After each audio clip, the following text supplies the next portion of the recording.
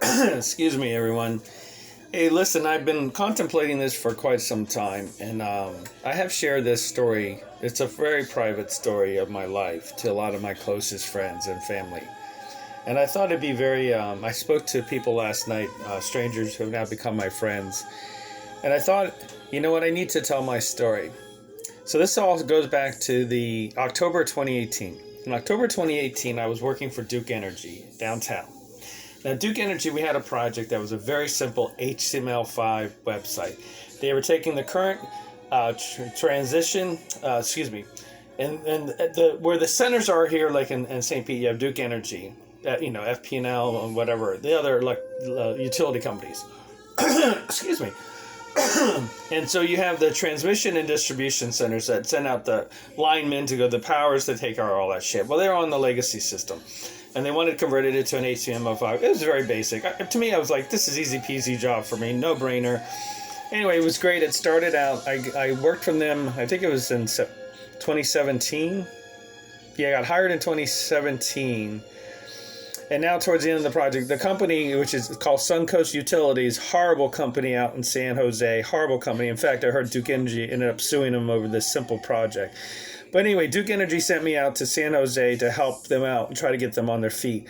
While I was there was a swarmy little fucker, and I forget his name, but he's not worth mentioning, that lived in San Francisco at the time. He was hired by the business analyst group at Duke Energy.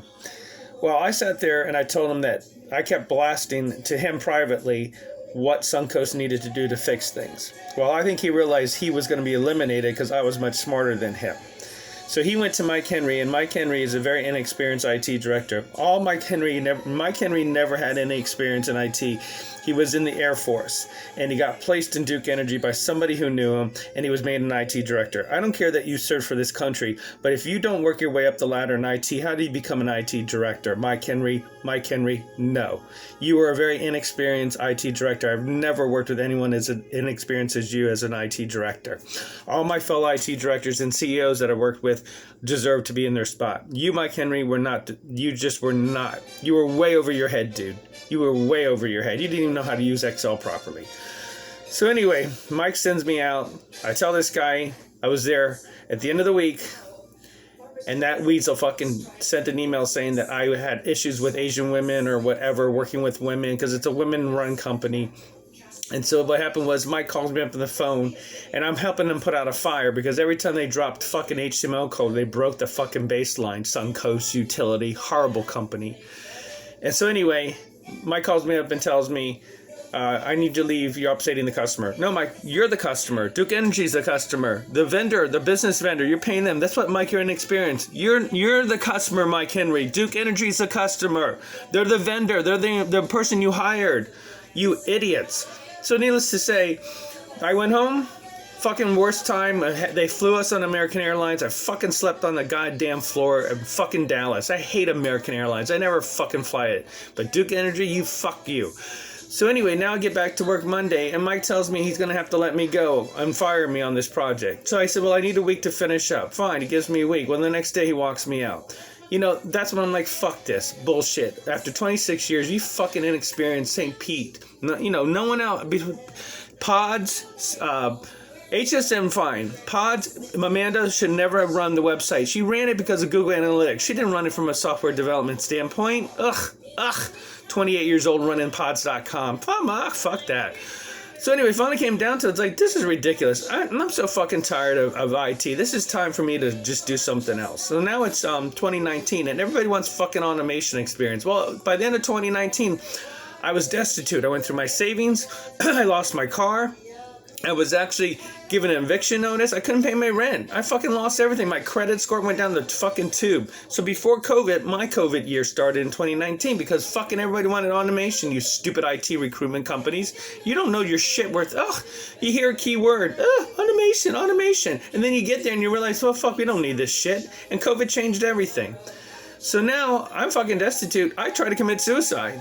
I actually did it 2 times. The first time is I took a handful of Seroquel, which is what was given to me when I had the clinical depression back in 2011, and I had leftovers. I took a fucking handful of that shit, and I lay down and went to bed. I wanted to die. I'm fucking tired of this bullshit. I'm tired of it. What the fuck did I do wrong? Didn't die. Woke up, I was like, oh, I didn't even know what day it was. It was dark, it was 7 o'clock on the clock, I had no idea. A week goes by later, this one's got to do it, John. You've seen it on CSI. Everybody knows this works. You get an aneurysm when this happens. I took 2 syringes, and I filled them with air, and I shoved them right up my jugular, and I fucking injected it. 2 syringes, right out, air up in there. Took the syringes, and by the way, the apartment in Courtney, probably they're still hiding behind the water heater where I tossed them, because who the fuck's going to take out a water heater? So today, if they take that water heater out, they're going to find the 2 syringes that John Harder tried to kill himself with. I didn't die. I went to bed. And look, I'm talking to you now. So I said, God, what the fuck do you want from me? What have I done to you to deserve this shit? And this is what happened. My friends, Cindy and Phil, took me in. They had an apartment. This was now February of 2020. And I left everything behind. I took my clothes. I left all my furniture in the Courtney. It's like, you can fucking have it. That's their material. I took everything that was personal to me. And I did take my 65-inch QLED Samsung, which I gave to Cindy and Phil as appreciation. So now, COVID comes. I go work at Dollar Tree down the street here for $8.80 an hour. $8.80 an hour. Busting my ass, unloading the weekly truck, which takes 5 hours because not like Walmart where Dollar Tree wraps things on pallets. They've just fucking loaded at the warehouses and the drivers loaded and they unloaded and they help us and it's a conveyor belt thing for $8.80. My fucking left knee has to be replaced. I fucking did it for 2 months. I said, I'm out of here. And then I sat there one morning in April, I think it was. Yeah, April. And it was a Wednesday morning. I remember laying in bed and opening up my eyes and saying, John, COVID's changed everything. You're never going to go back to IT. No one's hiring IT.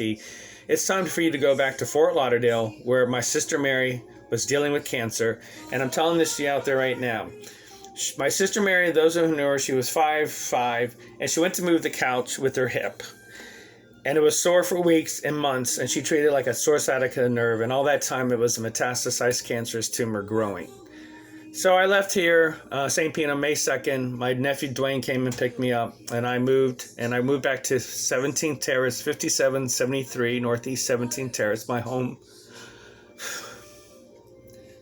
Took care of my sister, make sure she wasn't in any pain. Played Streisand to her, watched movies with her, even though she was incoherent. She passed away, took her last breath in front of me.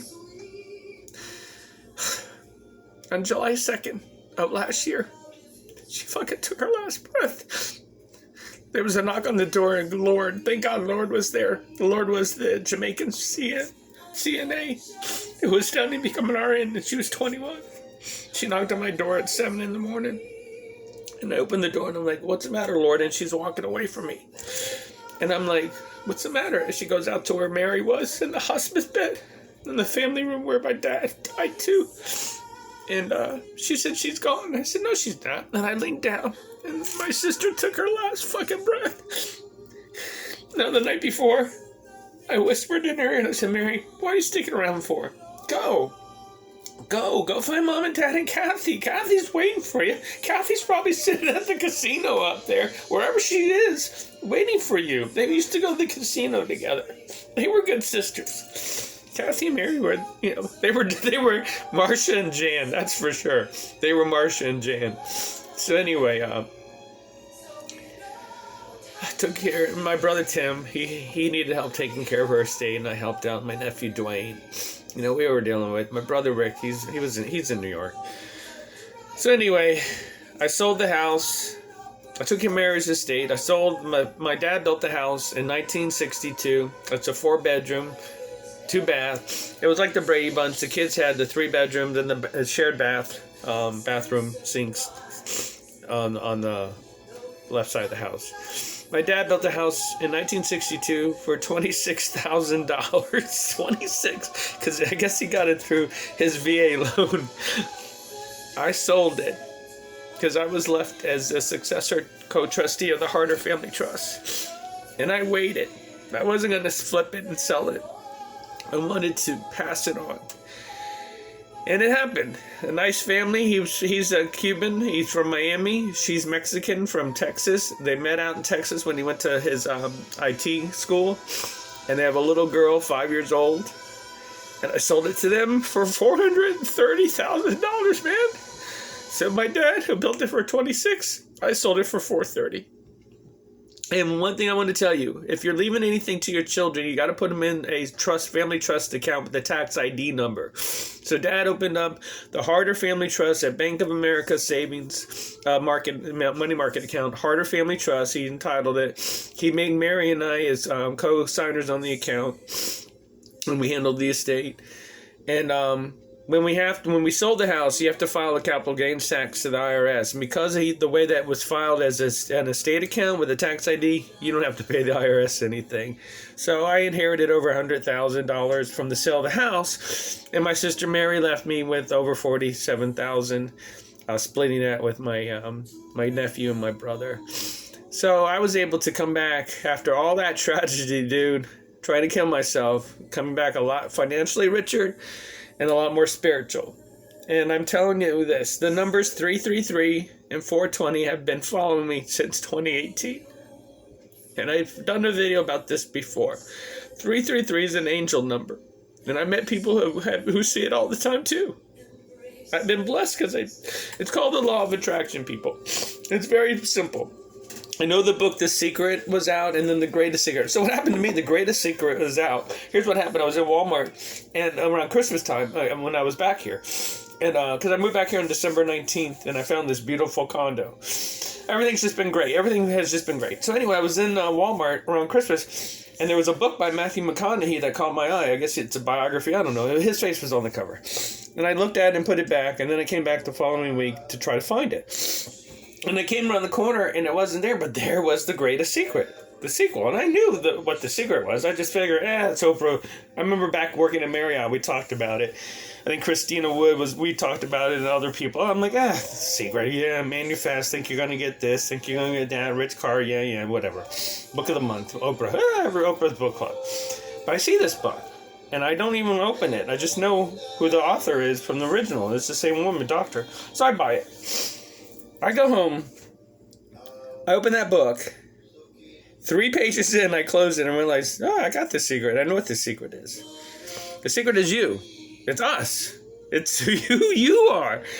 Take who you, look at me. I've been working for 45 years. Started out as a bag boy at Publix.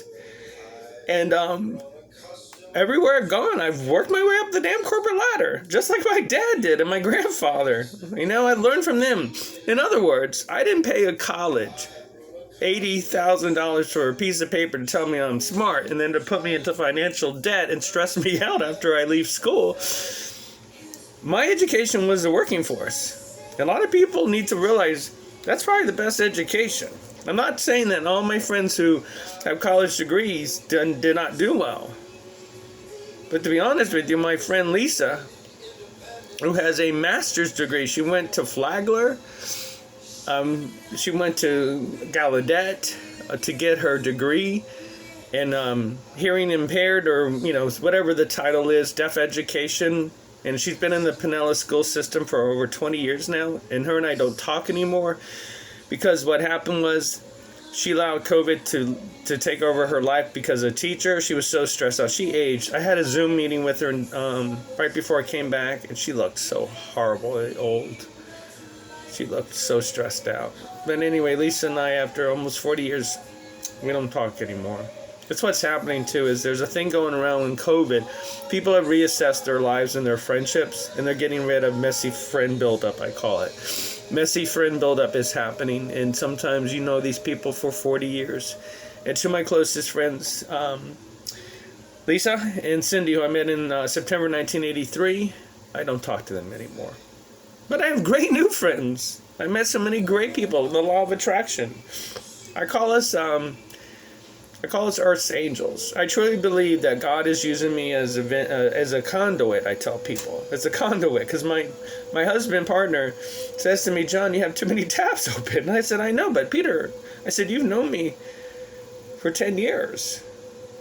This wasn't John. He goes, no, you weren't. He said to me, he goes, you weren't John. He goes, he's happy. He loves me even more.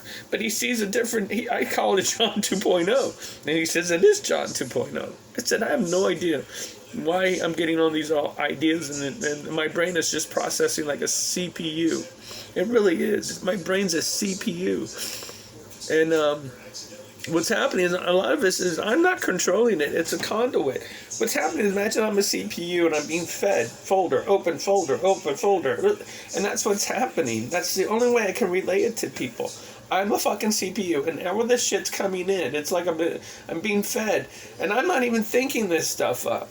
It's coming to me. It's so fucking weird, and I really believe that God is using me as a conduit, because I have grown my network of friends and businesses. Look what I do now. I met Dr. Olfa on Mother's Day. I was staying at the Cambria, and here's how I met her. It was Mother's Day weekend. It was that Saturday. She was having breakfast, and she was screaming on the phone in Arabic. I'm like, God, who got her all wads tied up? It was just her and I. She gets off the phone and said, sweetheart, who got you all your panties in uproar?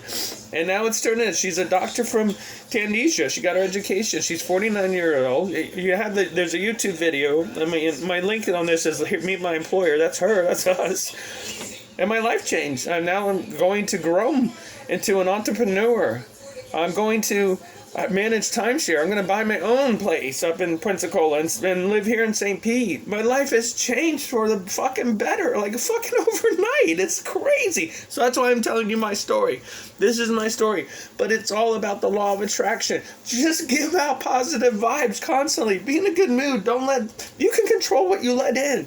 Don't let in the negative. If you hate your job, get a new job. I did it for $8.80 an hour. Fucking good Dollar Tree. Now that's why I do Dollar Tree videos, so I show you what you can buy at Dollar Tree. You can buy fucking Godiva chocolates. I remember in the 80s, you only buy Godiva chocolates at Burdines and Macy's. You can buy Ghirardelli's. Oh, I thought I had to go to San Francisco. No, you can go to your local Dollar Tree. Yeah! You can spend $4 and get eggs, milk, cheese, bread for $4. Yeah. Anyway, it's now 16, 17 minutes. That's my story. Now you know it. The law of attraction. Spread the good news and everything good will come back. Woohoo! Happy Monday!